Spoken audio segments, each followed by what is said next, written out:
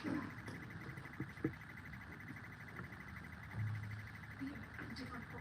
she's back from yesterday afternoon, but she forgot a cord, so she ran out to her car to see if it was there, so it might just be a couple extra minutes.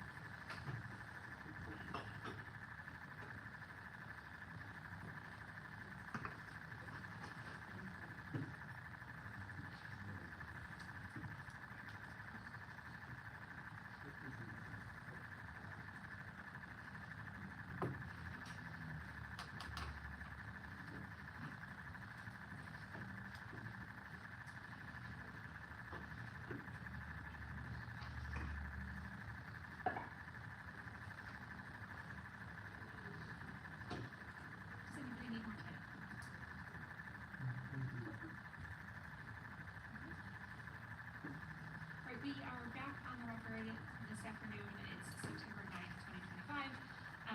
The appearances are the same. You still have questions, is that right? That's correct, yes. One foreshadowing thing, we might take a quick break in about 15 minutes if the courtroom needs evidence, so just foreshadowing.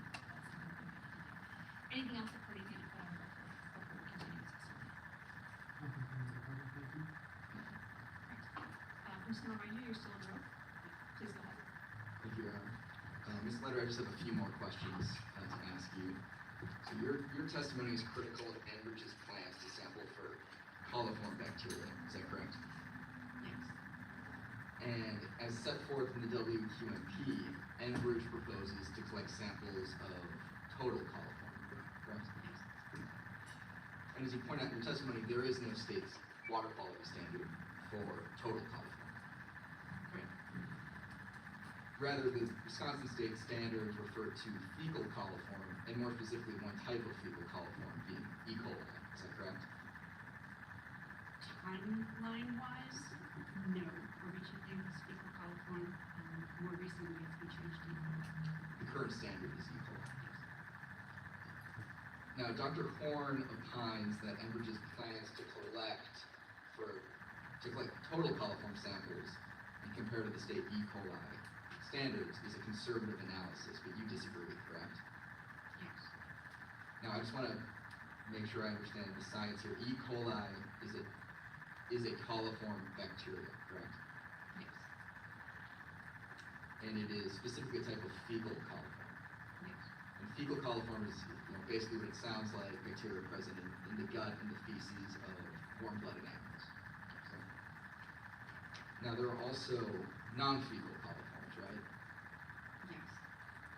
And total coliform is a larger category that includes both non-fecal and fecal coliforms. Yes. So if one were to take a sample of total coliform, that sample would include both non-fecal and fecal coliform, right? Yes. And the fecal coliform portion would include E. coli and then potentially other fecal coliform strains, correct? Yes. So it wouldn't be possible for a specific sample to have more fecal coliform than total coliform, correct? That's not You're correct. It's not possible. Okay, thank you. And it's also not possible that a specific sample could have more E. coli than total coliform. Is that correct? Correct. Now, I just want to revisit our previous discussion on baseline data. And your testimony, and correct me if I'm wrong, is that the project currently, strike that, let me ask that again. Is it your testimony that this project requires additional baseline data to be collected? In order to make appropriate determinations as written in the water quality monitoring plan, yes. Okay. Now, is it your testimony that the level of baseline data that you contend is needed for this project would also be required for other large linear infrastructure projects, such as utility projects? I can't speak to any other projects. I haven't read their water quality monitoring plan. So your testimony, I have not read their water quality monitoring plans. There's project specificity. and I just want to confirm that there is nothing in the state statutes or the state regulations that require a water quality monitoring plan, correct? I can't speak to all types of projects across the state of Wisconsin. I don't have that information.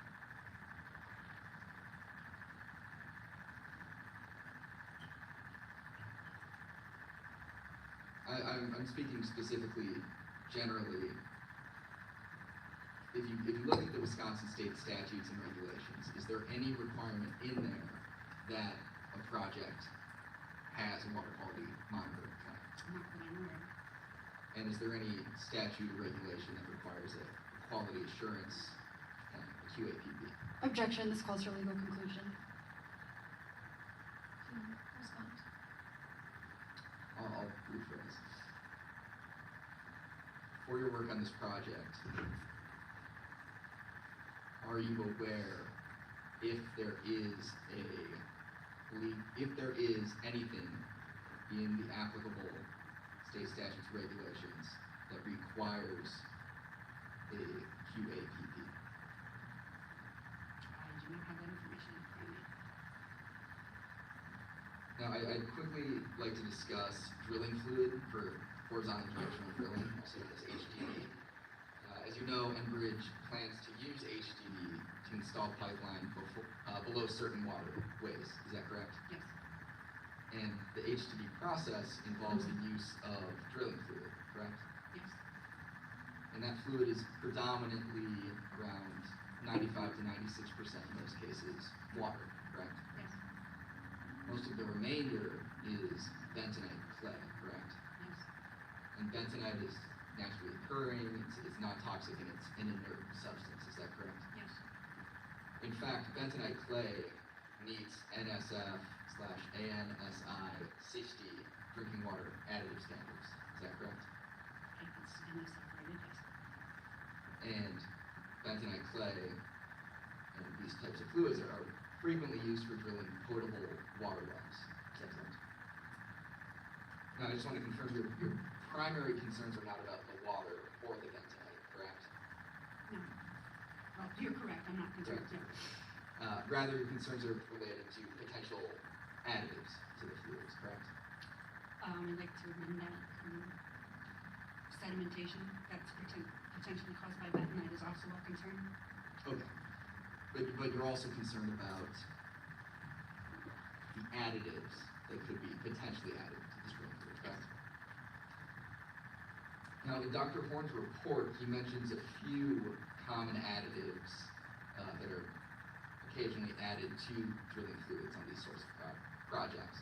And that would be sodium carbonate and citric acid. Are you aware of that? Yes.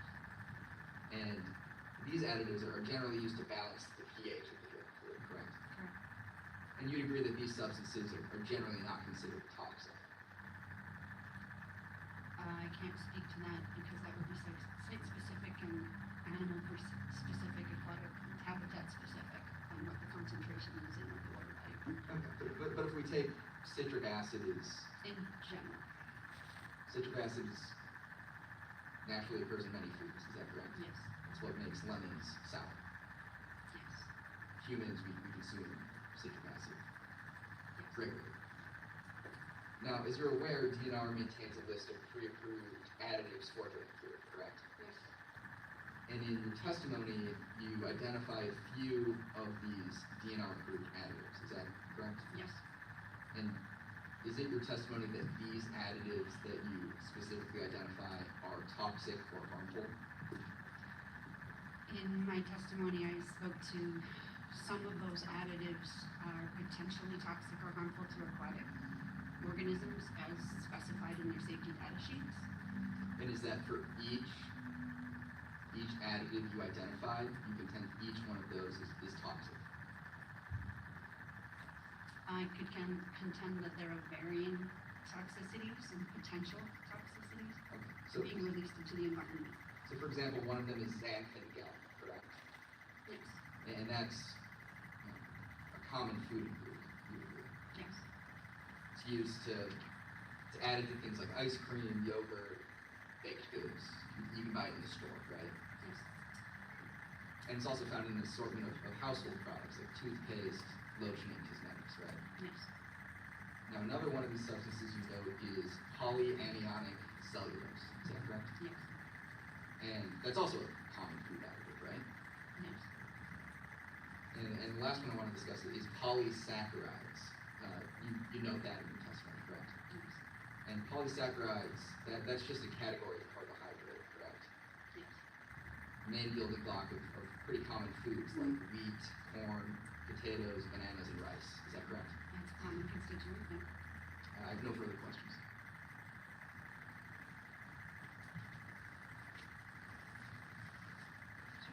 You do bedrock? I am, Your Honor. If I could just take a brief moment to organize my notes.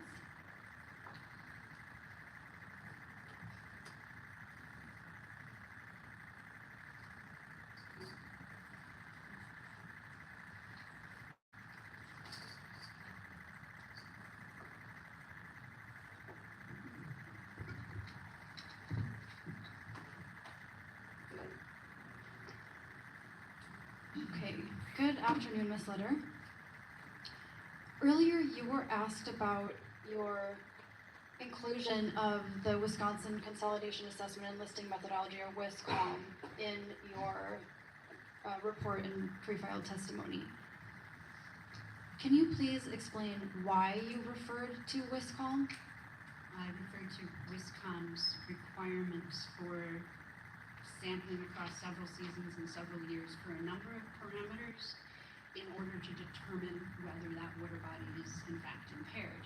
The example pointing to you need more than one or two samples in order to determine the characteristic. In your opinion, is Enbridge required to comply with WISCOM? No, they're not. Have you ever previously asserted that Enbridge is required to comply with WISCOM? No, I have not. Has Enbridge made any claims about complying with or following WISCOM? There is one claim in the, I believe it's the monitoring plan, that they complied with WISCOM in creating the monitoring plan.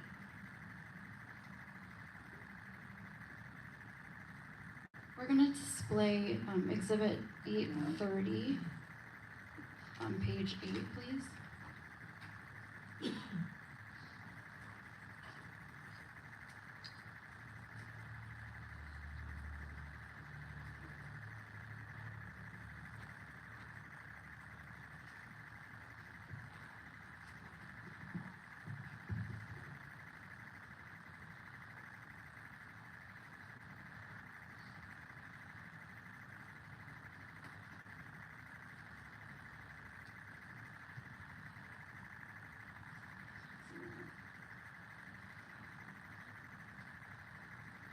Sorry, give me one moment.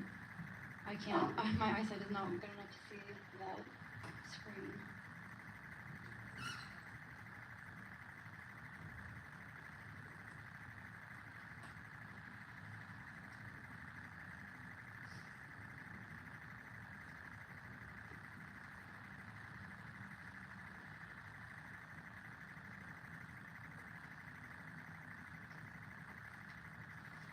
Sorry, give me a moment. My computer is freezing.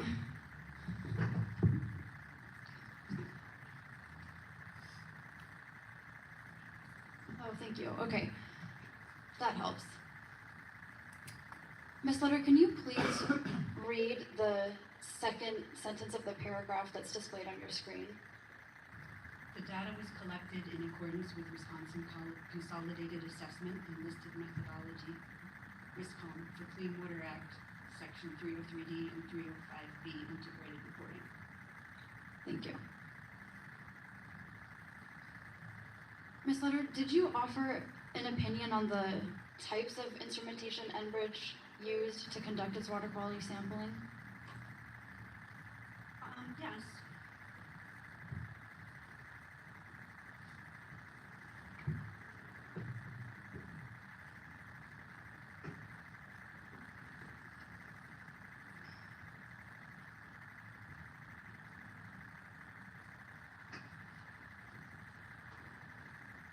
Did you identify any issues with the water quality sampling that Enbridge conducted in 2023 and 2024? Only that in the monitoring plan, there's no specificity. In terms of calibration and maintenance of field monitors, a field monitor would be reading for pH, dissolved oxygen, turbidity, conductivity, basic water quality parameters. In order to calibrate that piece of instrumentation correctly, you need to choose the correct calibration standard.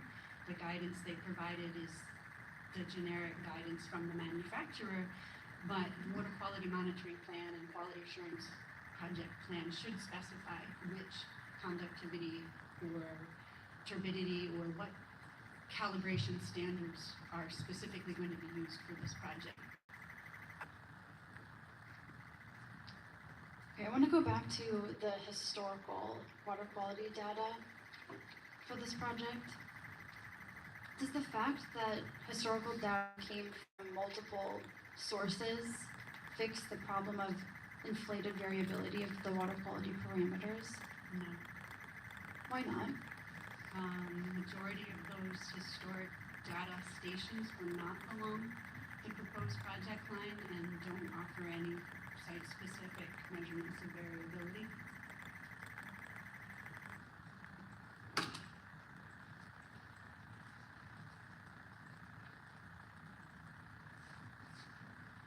And does that matter when establishing a water quality baseline?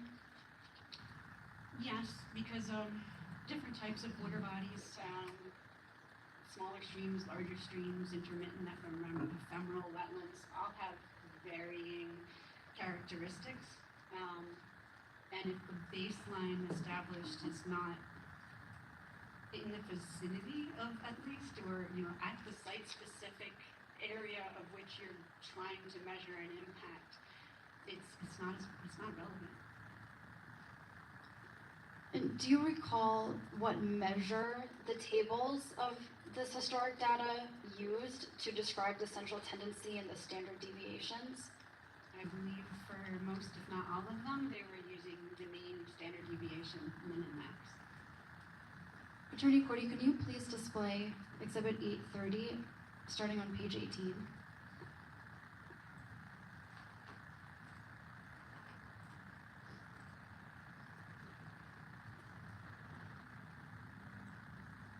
Ms. Ledder, do you recognize the document on your screen? Yes.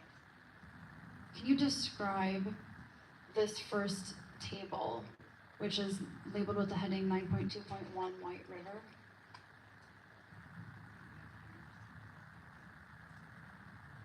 Yes. So this is the historic data taken by the Bad River Band and Wisconsin DNR for at the White River for a variety of different parameters. And across the top is average, minimum value, maximum value, and standard deviation.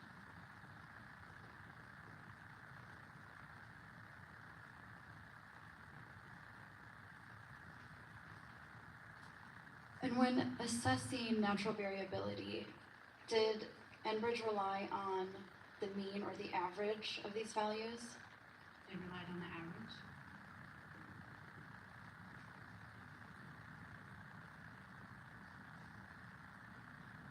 And in your opinion, how did that impact the characterization of natural variability? For those parameters that are not normally distributed, using the average and standard deviation can inflate the concept of variability for that parameter. Attorney Cordy, can you please scroll to the next table on page 19? Are the same measures used here for Deer Creek? Yes.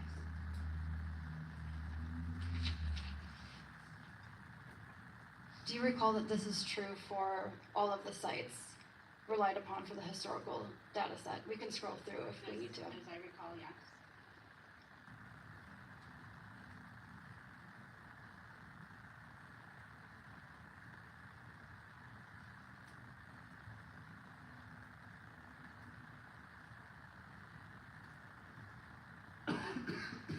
Okay, sticking with the theme of variability here, can the water quality samples collected by Enbridge in 2023 and 2024 tell you the seasonal variability of each water quality parameter sampled?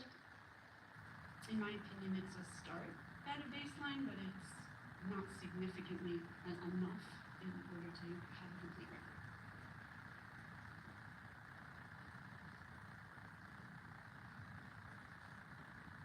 And without establishing a complete record, as you say, in your opinion, does Enbridge and DNR have the accurate baseline from which to assess project impacts?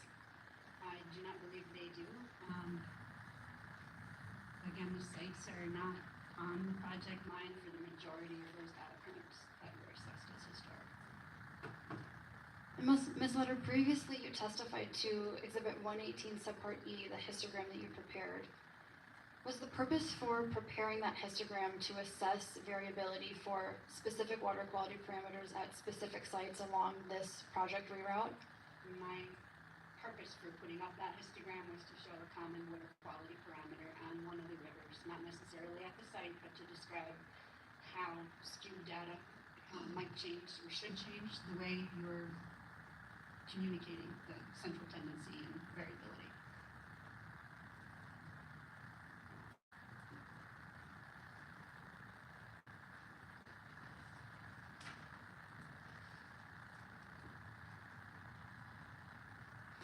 And in your testimony, you claim that the plans lack criteria for defining a difference. Can you please explain what you mean by that?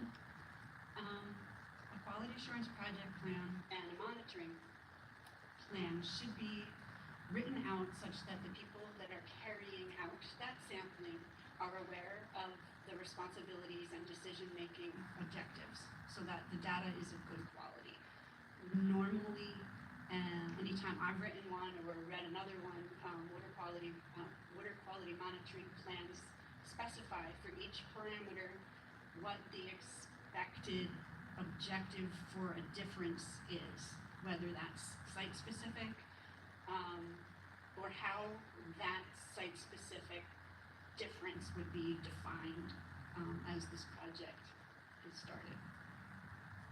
And could that criteria to define the difference be a narrative one? Yes. It's project specific and it's one of those data quality objectives that's defined pre-project. Let's take just a quick break. Thank you.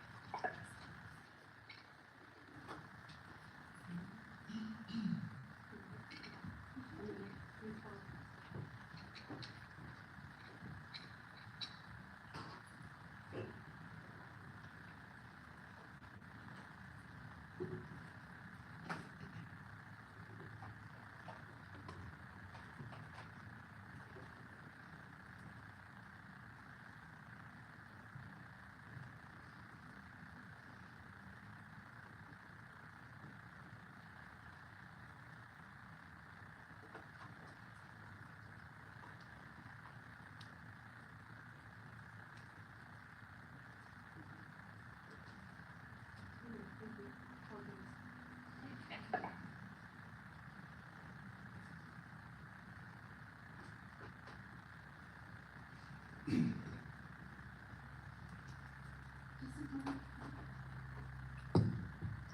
a couple of questions about the HDD drilling fluids. Did you testify to the toxicity of xanthan gum? No, What about polysaccharides? no,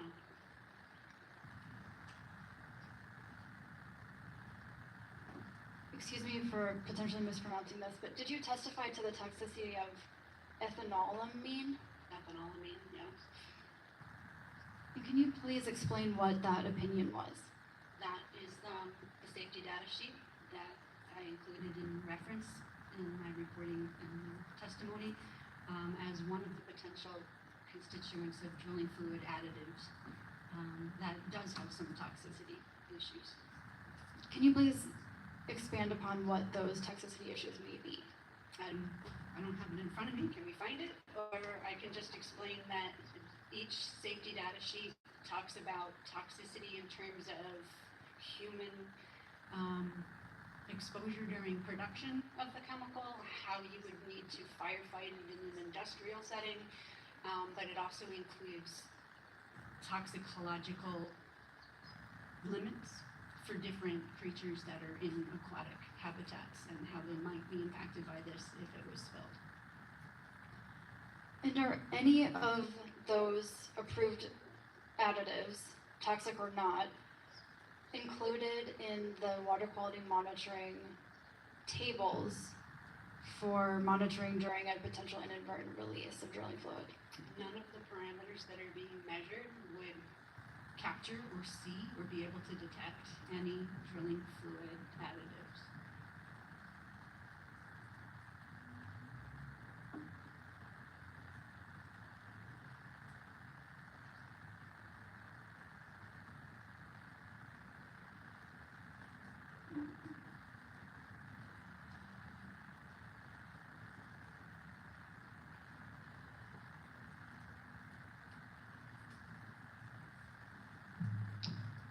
Okay, I just have one more question. Ms. Ledder, does the specific language quoted in the water quality monitoring plan change any opinion that you have reached in this matter? No. Thank you, no further questions. Commissioner Susie, any questions No questions from the bench. from the department?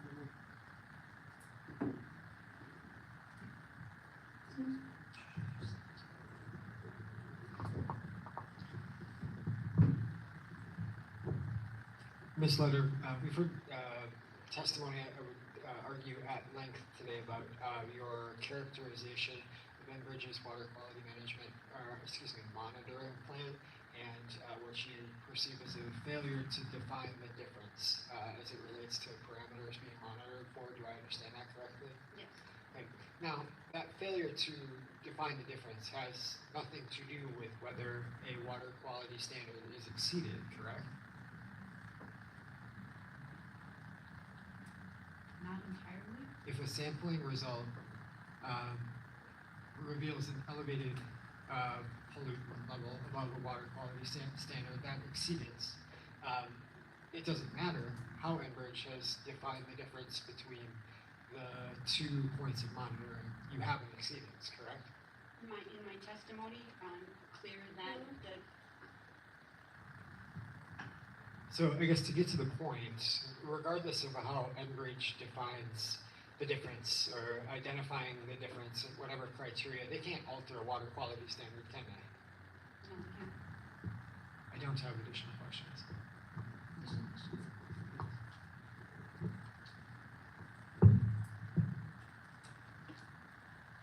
Ms. Ledder, is it your testimony today that Enbridge is able to use ethanolamine in HDD fluid without any further DNR approval? It is not. Now, that document that we previously were shown where the project references Wisconsin, is it correct that Enbridge did not represent that they would collect 5 years of water quality data in accordance with Wisconsin? I can't speculate on what the intention was. It's referenced in their reasons and methods for collecting samples. But it does not mention 5 years, correct? No. No further questions. Any redirect? Commissioner Sensei, any follow-up baseline with their questions? Is that okay? Thank you very much, Commissioner. Thank you, Stacy.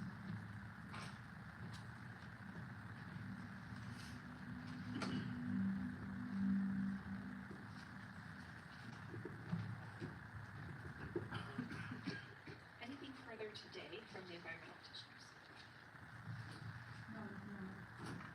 My understanding then is that we are, without additional witnesses, we're concluding for today, potentially for the rest of the week, and resuming on Monday in Ashland. Okay.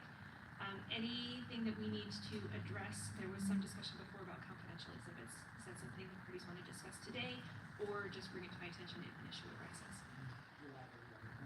Okay. Then I'll just ask anything else to put on the record before we're concluded for today, resuming Monday. Anything? Then, we're concluded for today. We'll see you Monday in Ashland. Thank you.